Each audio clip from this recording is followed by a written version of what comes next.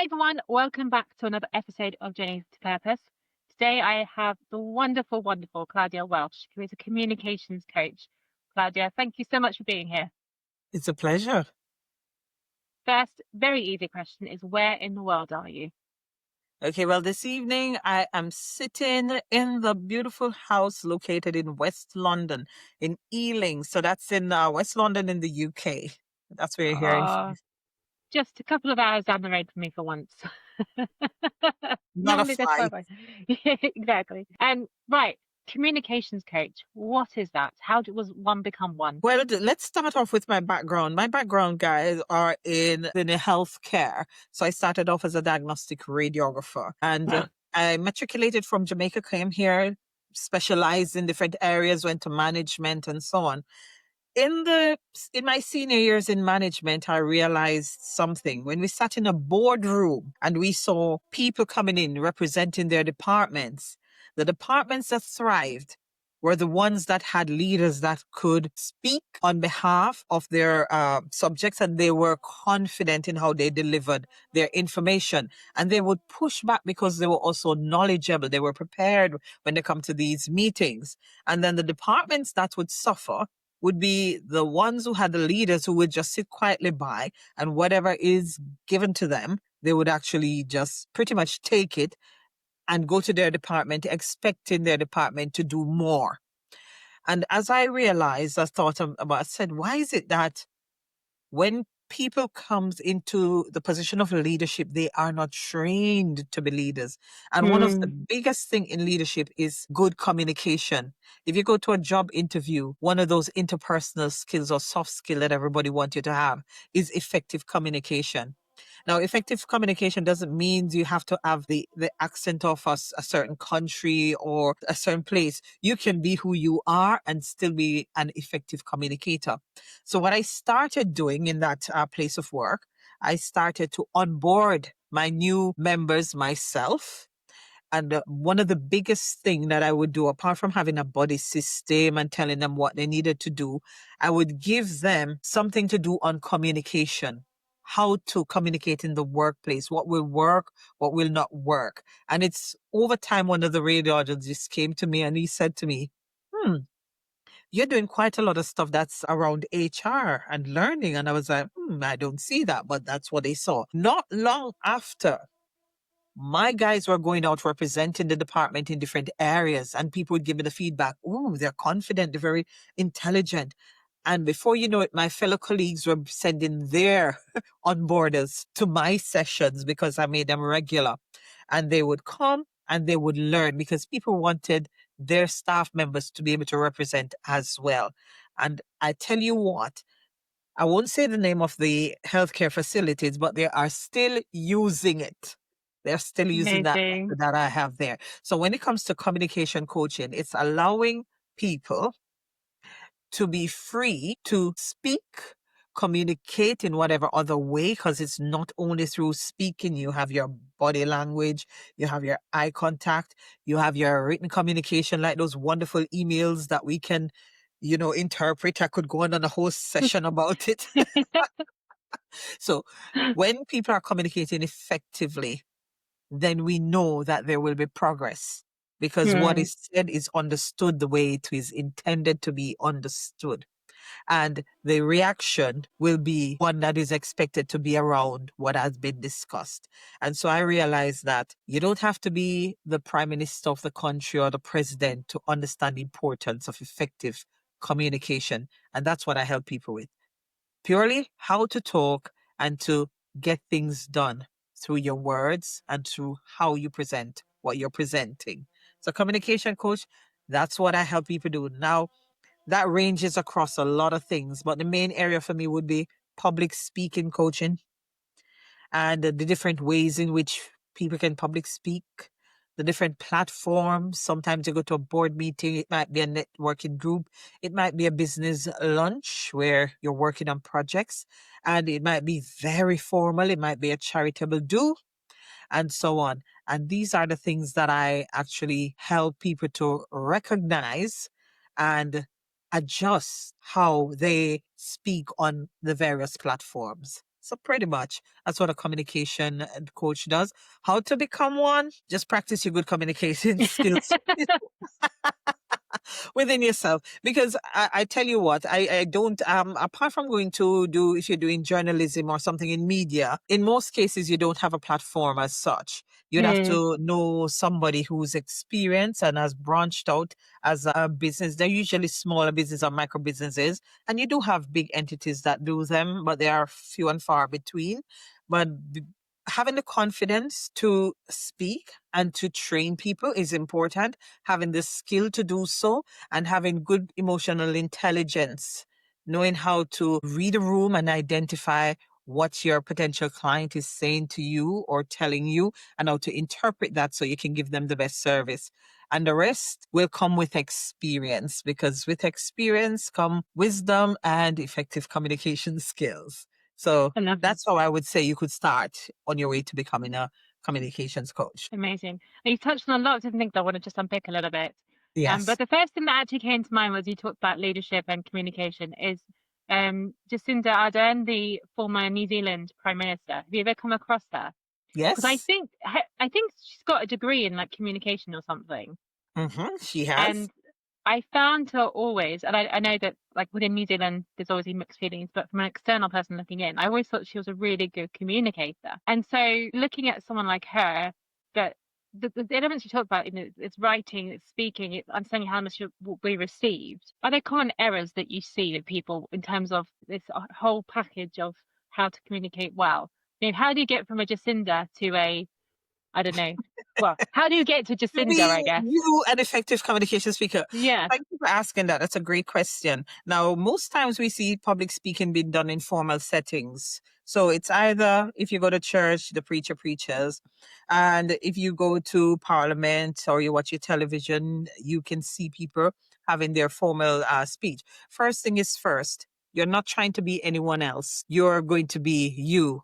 And that's I work with a diverse group of professionals and individuals who are interested in improving their public speaking and their image. And part of it is that sometimes you see them trying to stifle their accent. Big no, no. The more you remain yourself and be competent in speaking and communicating, the better you will be. We need Mm. that personality there. People will know you for who you are. They'll like you for what you present, and they'll trust what you say. When you're trying to be someone else, it is evident you're not comfortable in that space. So, what I always say to my folks, my clients, do not try to be somebody else. Be comfortable with you. What you need to be doing to get rid of all of the bad habits is one, practice, two, read widely. And when I say widely, if you like mysteries, go read something on sci-fi. Go read the newspaper.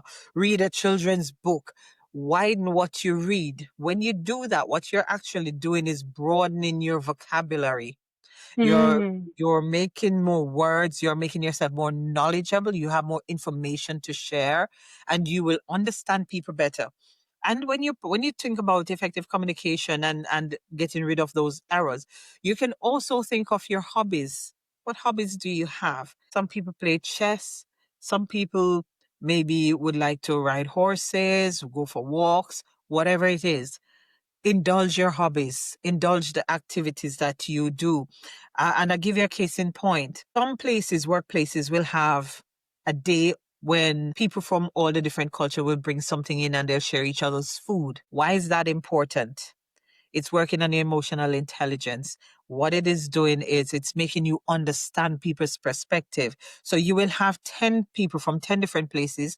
We all speak English language, but they mean different things slightly depending on where you're from.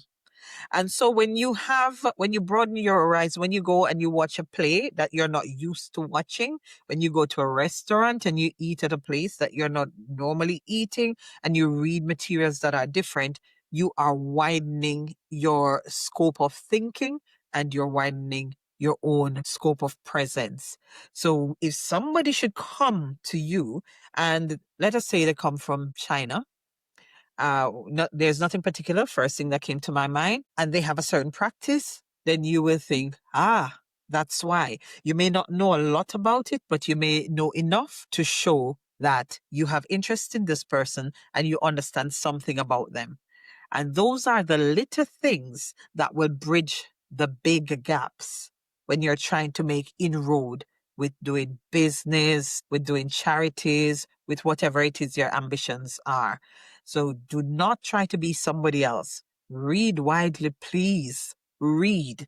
Listen to different radios. I know we love music. It's wonderful. Listen to some classical, listen to your hip hop, listen to your reggae, and then make sure that you're widely rounded in whatever it is that you do, because the more rounded you are as an individual, the more you will have to share, the more comfortable you will be in your own self, and you can self-depreciate and people will get it a bit better, or you can have good conversations with people and learn from it. We're not asking you to know everything, but you're Mm. just showing that I am somebody who takes interest in what's going on around me. So those will wipe away lots of the error. Another way to get rid of how we are perceived wrongly is to make sure that whatever part that we're going for or we're aiming at or whatever our ambitions are, we look it. We have to look it, because people only get maybe 10, 20 seconds to get an image of who they think you are. And there Mm. is perception and there is reality. So your communication starts before you even open your mouth. So what it is that you want them to perceive about you before you meet them, what it is that you want them to perceive about you that will make you approachable or likable. So pretty Interesting. much look the part, but still hold your persona. Do you And know those this is? things, Go on. Sorry. and those things are quite important. So you have what you can see, what they're going to see about you, and you also have how widely the range of your knowledge is. Now, I was going to say, I love this because it's made me reflect on things I've done in my own life. And while I was in the army, I often didn't wear dresses or skirts because, like, I wanted to fit in and not draw attention to the fact that I was a girl, because I was often the only girl in the unit. But when I left, oh my God, I wore dresses every day.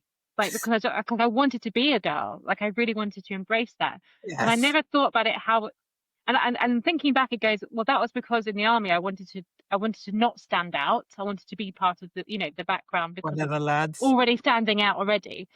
And of course, reclaiming who I am as a woman when I left and wore dresses, and now I just do whatever I feel like, which is wonderful. So, but I think people won't always make the connection between that perception and communication, and it's really interesting you bring it up. Now, you say dress for the part you want. For some people, maybe they'll feel like they're being pretentious or they're being something that they're not. So, what would you say if that's kind of a challenge that you get on that kind of advice? Okay, present, not dress necessarily, present as how you want to be perceived. Now, I can tell you this, you can have a man with a suit and a tie on, or a lady having on her power dress, and she doesn't come across, or he doesn't come across as effectively as somebody wearing a dungaree and some wellies, but they start talking to you about world events. Yeah. And it has to do with the presentation. Is they present with confidence, and they actually, dungarees and wellies, sometimes people will see past that because they're so attracted to what is being said and how. Mm. There are times when you really do need to present for the occasion. Hmm. And that's it. Now, when you're saying they might come across as pretentious, this is why I said keep your persona, keep your personality, keep who you are. If I wear a power suit and I like the color blue, for example, I might put a nice big blue rose on there. I am dressed, but people will say, oh, she has a thing for flowers, or she has a flair. And it will bring out the fun you, the side that you can't really go out and say, hey, but it's there. Your personality is still who you are. You don't, Mm. what should I say? You still have to present a certain way, but at least keep your persona, keep who you are. The core of who you are is where the genuine portion of you will come from. And it will resonate because people will know. People can sense that. So it doesn't mean that now when I say you're going to go and get some power heels and so on, red shoes, and hear all the tips, wear something bold. So when you go out there, and when you look at people who do TED Talks, some of them are well dressed and so on, but some of them are just simply wearing black because they don't want the information to be uh, uh, um, Mm. distracted from. They want it to be Yeah. focused on. And so what will happen is they are presenting how they want to be perceived. They want to be perceived as the messenger, someone with a message for you to focus on rather than be the focus. So you can balance that, and people know what they like deep down. They will know who they are, what their style is, and what they like. And you can put that forward. Nobody will turn you away for being you. Love that. I want to focus on something sort of connected. Speaking courses. Now, Yes. in the business world, and you and I know lots of different providers of these kind of things. I've been on a few. Partly because I like the structure that they give. But what I often notice, they're always trying to teach you how to like sell. So from because they are business speaking courses, Yeah. and in my line of work, I don't need to sell from a stage. I want to present my message well. Do you think these frameworks are a good idea, or do you think that actually they can detract, or or is there a bit of a mix? Hmm. Everything has its place. That's what I would say. And if you're in, let us say you're with a group and it tends to be a bit more corporate, and they are, let us say, their business is highly influenced by international clientele. That's different cultures. That's Hmm. different expectations from those clientele. And if that's going to affect business, then you need to be communicating in a way that you will be perceived as somebody who is successful, competent, that the whole group has a certain image. And for that reason, it's important. So you do have places that are set up to do them and it works well. What I have an issue with is when it's not, it's set up to, let us say, make money. Yep. They set Yeah. up a business, and all businesses are there to make a return on their investment and all of that. But sometimes when it's just set up to give you an idea to say, if you're not doing this, you're not a successful speaker. If you're Hmm. doing that, you're not effective communicator. To be an effective communicator, you got to wear this, do this, sound like this, then it has to be on a judgment call. And I give you a case in point. When I have clientels, they come from different places and they do different businesses. Sometimes they're not even doing business. They're just doing self-development. And they will tell you, I'm in work. I want to be promoted. And these are some of the stuff that I realize that's in my way. And it's not about getting them to sound corporate, quote unquote. It's about getting them to find out why is it that I'm not going along. Is it my personality? Somebody may be very introverted. Introverted people don't want to talk a lot. Whatever they say is short, succinct, and to the point. But for where they're at, it may be that they need to elaborate and expand some more. How to do that comfortably rather than how to sound corporate and how to, it's not the right image. Find out from individuals what it is their goals are, where speaking and communication is concerned, what they want to achieve, and how are the best ways for them to achieve it. Set timelines to it, and I guarantee you, over time, you should be seeing the improvement. If I have a client coming to me for 10, 20, 30 sessions and not improving, I'm doing something wrong. Yeah. Yeah. That's Yes. that's fair. Or it could be they're doing something wrong by not practicing or not Yeah. doing what it takes. Going after images that seem presidential and so on is not the way. Just find out what it is in your communication style. Am I too extroverted? Do I come across to the people that I'm aiming to impress or to get an action from? Am I too strong here? How do I balance? Is my personality too much for this situation? How do I balance that? Or am I too introverted? I need to say more. I need to be, and you do what you have to do for what is needed. And then you can always go back and recoil to who you are. Cause we have the personality outside of home and the true us. If you do those Myers-Briggs and personality profiles, you will know what type of personality type you are really. So when it comes to communication, the flashy ones, they look good.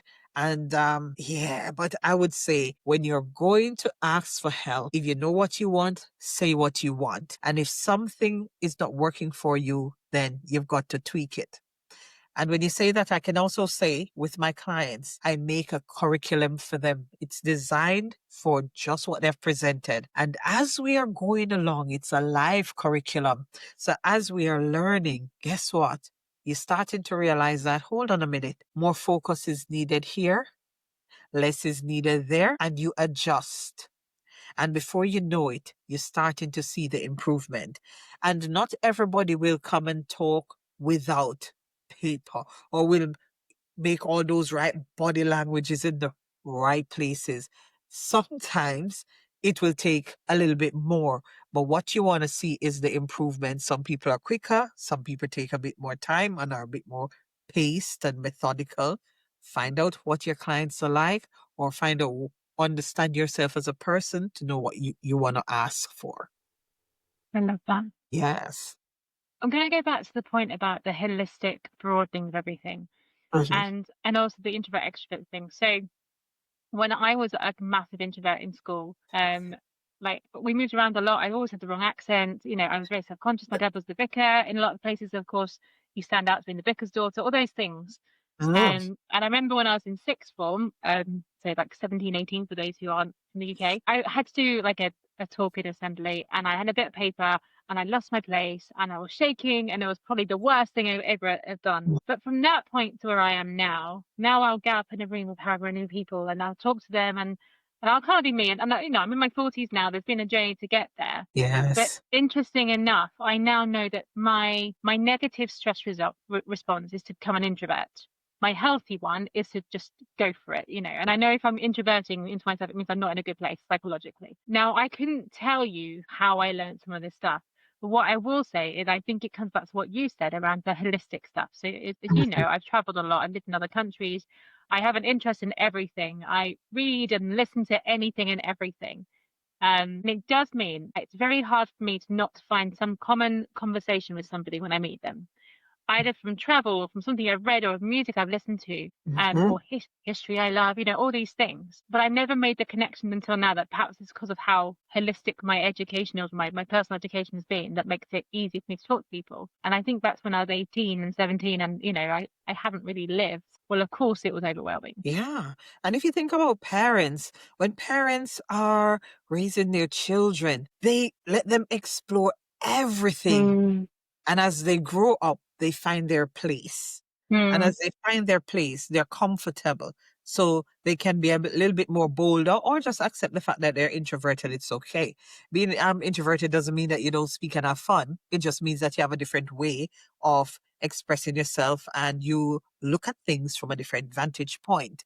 And you know, when I think about you as a young person, I thought you were a chatterbox, especially as a especially as a vicar's daughter. Should have had lots of practice, morning worship, evening worship, going to church oh and so man, on. I But hated it. I hated it so much. it was great expectations, wasn't it? There were many Yeah, yeah, that yeah. can be tough. Yes. But that can also be an area that pushes you Mm, eventually to come out in the open. Different kids do different things. So you went away to run away from them, maybe going in the army, and ended up where you were supposed to be. absolutely. I am my parents' child for sure. You are your parents' child. But when you talk about roundedness, sometimes people think that because you're an adult, you've learned all you need to learn and you stop. Mm, You never stop learning. You never stop growing. In the workplace, you're doing what's called continual professional development. Why do you do it? Because you want to keep current. You want to keep on top.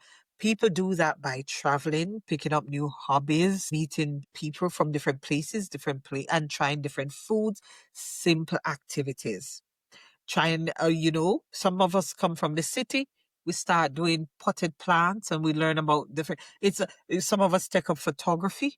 And so hmm you find yourself opening yourself to other arena. Communication, effective communication can be said to be evidence that you are rounded and grounded. And let me tell you this, when we talk about effective communication, we think about good effective communication, but there is naughty effective communication, just to Tell me say it. more. Yeah, yes, I'll tell you more.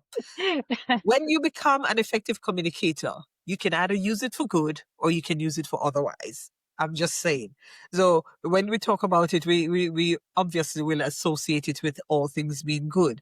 But when you think about people who influence others Mm, and cause people to take action, and so you have to be mindful of what effective communication you are opening your space to and what you yourself are giving. But that is going to come from a humanistic point of view, how you think and what makes you and make you grow.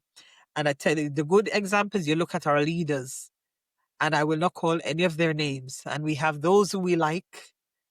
They're very good speaker. They reach out to the public. They're charming. And those who we don't like, they're very good speaker. They're arrogant. They're forceful, mm, not charming, but they're effective. So for communication to be effective, it doesn't necessarily mean that it's good. Just to put something, a thought out there. So whatever you use it for, when you become skilled, is it will be up to you as an individual. And the older you are, the more you should broaden your horizon. Because your grandkids, kids, your nieces, nephews, godkids, they will start teaching you something else if you embrace the younger ones. The more mature ones, you sit at their feet and you learn of old.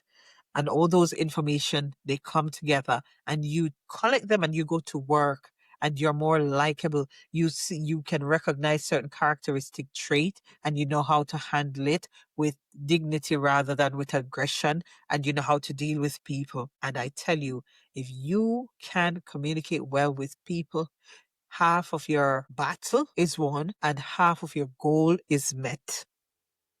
I love that.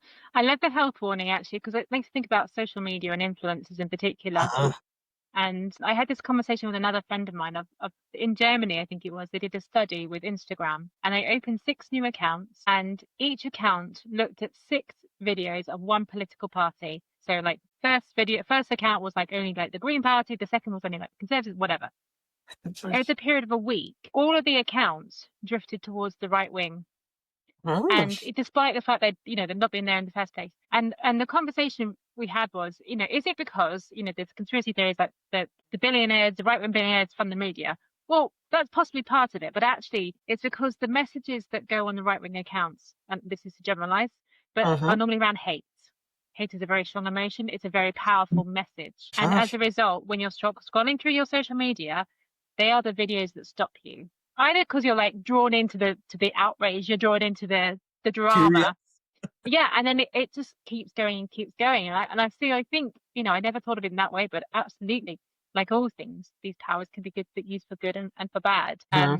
And going back to, be careful who you listen to or careful who you take communication to, Uh-huh. particularly in this day and age where we're surrounded by communication tools. Yes, a lot. And there's a lot of communication out there from almost anybody can open TikTok, YouTube Shorts, whatever it is.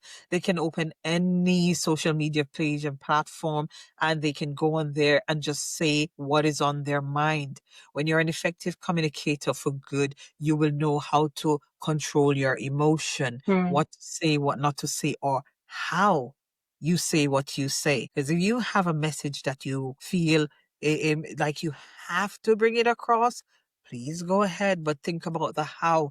Think about if you're talking to younger people, how will they interpret that? And this is where you get the call for some of our social media giants to watch what is being placed on their platforms, because people will go away with it, especially young, impressionable minds, or let me not say young, impressionable minds, because impressionable minds are not necessarily only young, just saying. Absolutely. And those information, they will take it and they will misread it. For example, if a politician says something is on a point, he may say it just to win and make a point across, but he himself may not believe it to that extent. And Mm. somebody else listening might take it further than he meant. And the action that follows may, we have seen it sometimes.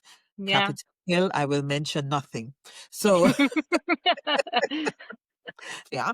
So these are this when you're an effective communicator, public speaking and all of that, you have things like you have to watch the choice of word you use.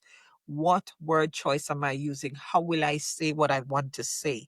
And when I say it, what is the desired response? What is it that I'm hoping to gain from it? Or is it worth saying? If it's not worth saying, should I just leave it? Because Mm. sometimes the best way to be an effective communicator can be silent. Sometimes that's all you need to do. Zip it and the message will come across just as though you speak. So think about your word choice. Think about what you say, how you say, to whom you are speaking, and why is it that you're sharing that information. And if you have a call to action, a reasoning for why you're sharing the information, then you will understand how you word what you word. So if I go to a job interview, I will answer a question differently as opposed to a media interview. Mm. And then I do have clients who come to me and they will say, oh, how do I answer the media? How do I answer journalists and so on when they come to me? I said, are you good at dealing with with journalists and media? No. Your word is going to be no comment, and you get somebody who's qualified. It's true. Your word is going to be no comments, and you're going to get somebody and pay them well to represent you and speak on you or your company's or your business's behalf. And they will do that level of communication. Not because you have been a director for a company for 40 years mean you're good at that. So you got Mm. to know your limitations as well and know who is best. Just like when you're running your business, what do? What the skills you don't have, you find the people with those skills and they bring it together for you. Same thing Absolutely. with public speaking. The skills that you don't have or the skill set for speaking to a certain group, you will do the same. Find the people who can. And it always work out much cheaper in the end. Even, That even is true. just saying. Work out so your lawyers will be happy. Your accountants will be happy, and some of the people who represent your business will be happy. So when it comes to public speaking, sometimes people think they don't need it, but unless you at least explore how you are perceived, Mm. explore how you deal with others and that feedback. There is that 360-degree profile that is done in workplaces to Yeah. see. That's a perfect one where you give 8 or 9 people or as many people as you want that same questionnaire and within the workspace, and they will fill it out, and how you perceived, you will start to say, oh, this person knows me, this person clearly don't know me well. And then it's especially given to people who are directors of companies and leaders to make sure that they're having the same effect on everyone. The perception is the same. And that is how it is when you are speaking. You definitely have to understand how you're perceived elsewhere and understand your personality. I love that. Very wise words. Talking about hobbies or more than hobbies, you Yeah, also host a radio show. indeed. How did that come about? I tell you what, just I somebody came to me at church actually. A gentleman came to me at church and he gave me a form and said, "Fill this out. I think you do well here." When I looked at it, it was yes. When I looked at it, it was a form to learn how to do radio, but it was community radio, and it Hmm. was a local hospital. It was Lieutenant Dunstable Hospital Oh, Radio. wonderful. And I'm living and was living in Ealing. And I thought, he must have made a mistake. He said, Claudia, I got this. They asked me to do it, but I know it's not me. But I thought of you. And he brought it. I completed the form and got my training. I was accepted, got my training. And I started a show called Claudia's Currents and Classics, where I would just talk about current topical affair and play some beautiful music, preferably oldies. I like the oldies. And this you just played for the patients and staff in the hospital and so on. And I would do this every Sunday evening. Well, COVID came around and people were not moving so far and wide. Let us say I tried to find a radio station nearer. And there was a gentleman I know in a faith-based radio station.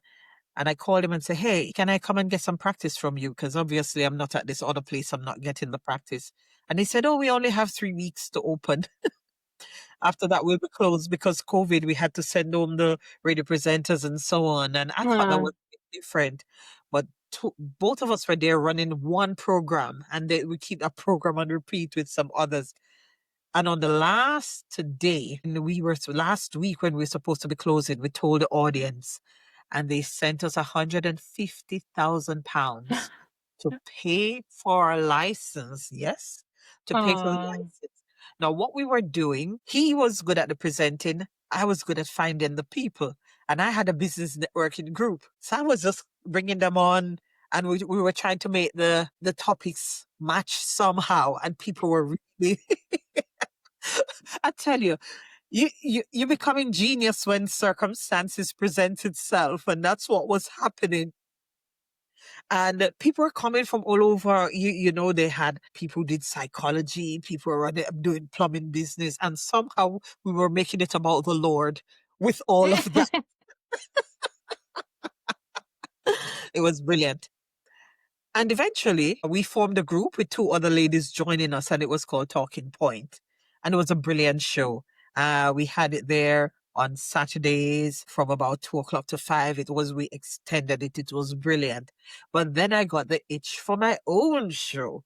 So I said to him, hey, I would like to try my own. And if it doesn't work, I can always come back. He said, yes, he gave me his blessing. He gave me his blessing. Oh, Indeed. Sometimes, too, in order to get the best out of who you have, mm, let people go. absolutely. Either they will come back or they will go out and thrive, and you have made, a wonderful person out there who will look out for you in time to come. Yeah. Yeah. And the show is called Let's Talk Business. I started in 2020. And to this day, every Sunday for an hour from 6 in the evening to 7, I interview leaders, I interview business people, and I interview where there is any scope for education, information, inspiration. So you want to make sure that people are listening. And Mm. I started on a Sunday evening, I thought, oh, not a lot of people are going to be listening. They were listening. Because I did not realize is that the radio station, Adventist Radio London, it's a subsidiary of the world radio station, Adventist World Radio. So people were listening from America, Jamaica, wherever you Oh, think, wow. Australia. And I thought, oh, this is cool. And I tell you what, my focus was a bit different. I didn't want to talk about Jesus in the same sense. I wanted to talk about money and how to make it. We've all got it.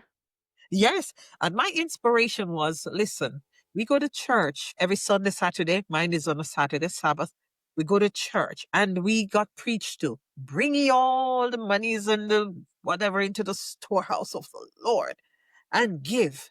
And yes, I agree with that. Otherwise, it can't work. But I said, have we ever stopped to tell people how to make money? We don't discuss that because we're not comfortable discussing that. That's Mm.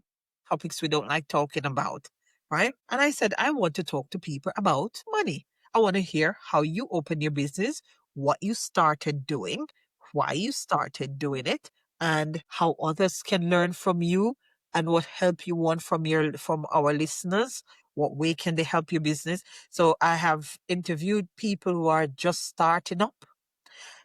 I've interviewed people who have retired and had a successful career. I've interviewed people who work in places where they're leaders. They work in charitable organizations as well. And that widening, that helps to broaden my horizon. Mm.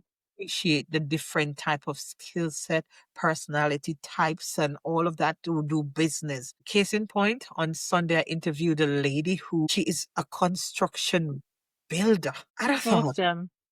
yes. I was like, how did she get there? And she is very successful, not just successful, to the point where her children, so her ambition became a family business. Very wonderful. So you see, when you hear people's story, you grow to understand people more, you understand their culture, and having conversations like this become easy and it Yeah. becomes enjoyable, pleasant to listen to, and inspiring. So my radio show, and that's one of the places where I keep up my own practice where communication is concerned. This is one of the places where my emotional intelligence, learning how to listen, adapt, read in the room happens.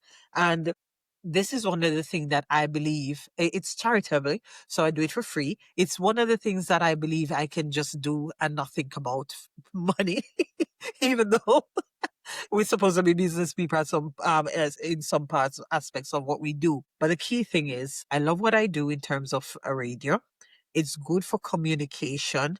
It broadens the horizon. It gives you more to talk about. It makes you understand people more. And it makes you appreciate yourself more, who you are, why you are the way you are. and why you being unique in that space is beneficial to those who you're coming in contact with. Mm. So there are many, many blessings to my radio show, Let's Talk Business. And I have sent you a link if you want to share it at some point. I will, People, of course, share it. I've been on it, so I have to share it, yes, obviously. Yeah. yes, with raving reviews, might I add. Yeah. Just too kind. But I think, I mean, I love that example because essentially with my podcast, it's the same thing. Like I learn so much from people that are on it. Yes, And yes. I always think that there's two things to have these communication tools. One is like I grow as a person, but the other one Mhm. is someone might hear someone's story and go, "That's what I needed to hear. That's like that's the direction I need to go next, or that's Mhm. the justification that I'm not, I'm not going crazy, or maybe I'm going crazy, and that's okay. Whatever it is." Uh, and we only do that by communicating. We only Mhm. do that by having these conversations. And Yes, what I find, and what you, of course, know as well, is most people will talk about themselves if you give them the chance. And definitely. it's actually a real gift to hear these stories. It's a real privilege to hear these stories and to share these stories and to know that in doing so, I'm growing and someone else is growing, just like you say. So, but it's so simple. It doesn't have to be complicated. No, it doesn't have to be complicated at all. And this is what some of the times when I interview people, I realize this is not just an interview. This is a book. And I'll say, where's your book? You know, there Oh, was a yeah. lady who I interviewed. She was a counselor in Parliament. I won't say where because I didn't ask her permission. And while I was interviewing her and she was telling me the story, I said to her, I said, hi, I'd love to read that book. And 1 year to the day, she came and said, hey, I'm launching the book. And at the time she was Amazing. launching the book, she was also becoming chairwoman at the council. And she invited me. And it happened Oh, this year in March, in May rather, May of this year when she became councilwoman. And they had a new mayor as well. And they said, you know what? God is good. Imagine you are interviewing someone, you're just giving them an interview. You went in to just tell them about what you wanted. And you come out with the inspiration to follow mm, through to tell your story. So now she's have it in book form, whether it's ebook, hard copy, and I do have a signed copy of that book. It is there. That's another way. And how good you feel about yourself when a lot of our guests come on and they realize how much they have accomplished because they've never stopped to look at what they have been doing and giving back. mm, They've just been working and hounding at it. And so now they get time to say, wait a minute, did I do all of that? Yes, you did.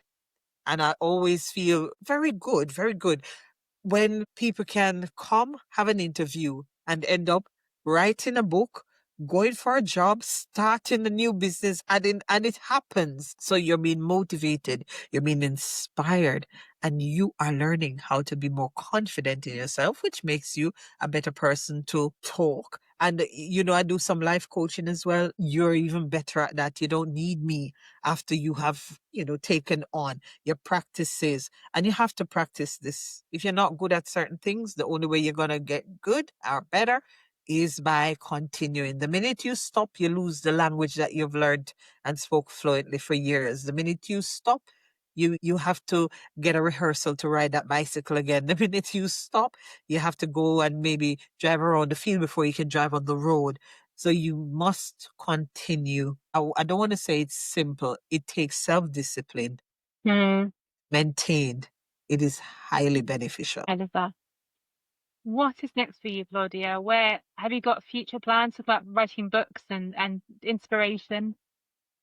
I would love to write some books myself, and that is in the pipeline as we speak. So I will say no more on that, but I will share my dream. I have a dream, and I'm not Martin Luther King. I have a dream that one day I will have a farm, and on that Oh, farm, we will grow our food. I'm not going to say organic. I'm not going to be hypocritical, but what we will do on that farm is I will have a beautiful training room for people from all walks of life to come and have a retreat in communications. They will come in their dungarees and their wellies. We'll get up in the morning. We'll go pick fresh fruit and vegetable, collect the eggs. We'll have breakfast, and then we will go and do some public speaking, leadership mentoring, communication coaching, whichever aspect you want to. And when we do that, we'll finish the day early enough so people can go out and get fresh air and clear their minds and leave my farm more educated, more inspired, and actively changing for good. So that is my dream. And I'm holding on to that dream until. And I said, there's a possibility that I will do it here in the UK if it's possible.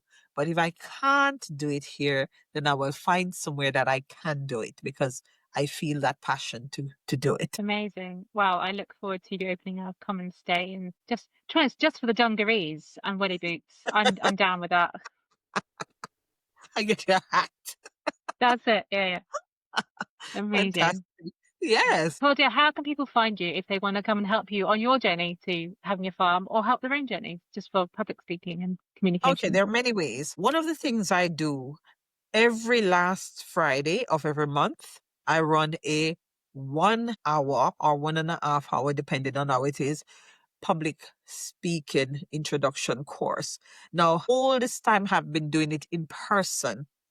Come 2026, because I think this Friday will be my last one for the year. You know, December, we have to celebrate Christmas and all. So come 2026, the last Friday in January, I'll be doing this online. And what I want people to do is go onto my website. It's the letter B, empowered, and number one.com. Be empowered A1 means second to none, top quality.com. Empowered1.com. And I will be putting that on there. So you can look out for that. You can check out my LinkedIn page. You can put Claudia Welsh or Leadership Through Speaking, because that's what those courses are called. And I will be putting them on, and people can literally attend, participate, and just see if my services are required. I'm tried and tested. And also, if you have a business and you want to talk about it for an hour, reach out to me, Claudia at beempowered1.com. That's the email address. And just tell me what your business is. And let's see if we can get you chatting on radio. But we'll have to have a little talk before to see what you want to talk about and what you do and so on. And then we get you on. So those are the things that will help me. This is a Amazing. Christmas season. If you need somebody for MC or something like that, then those are the things that I do. But just get in touch and see how I can help you and how we can help each other. Everything is mutual. Absolutely. And having worked with you, I can recommend you as a wonderful person to work with for Thank all you. sorts of reasons. Thanks. Um, all that will go in the show notes as well, so people can find those links in there as well. Thank you very much. Thank you Thank you. for It's indeed. been wonderful. I'm so happy to have had you here, and I look forward to the farm, as I said, when that opens. Yes. And I'm thinking of coming near your way, So Oh, you should. Oh, that'd be yeah, amazing. it's very green where she is, guys. Very It's green. very well. Let's say right now that we have the evergreen, so it's not too bad. Yes. But yes, it is always green, and we're always welcoming to new people. So hook me Yes. up when you come over, or I'll hook you up when you come over, rather. Indeed. But thank you very much. Thank you for having me, and thanks to your listeners for Thank you so much.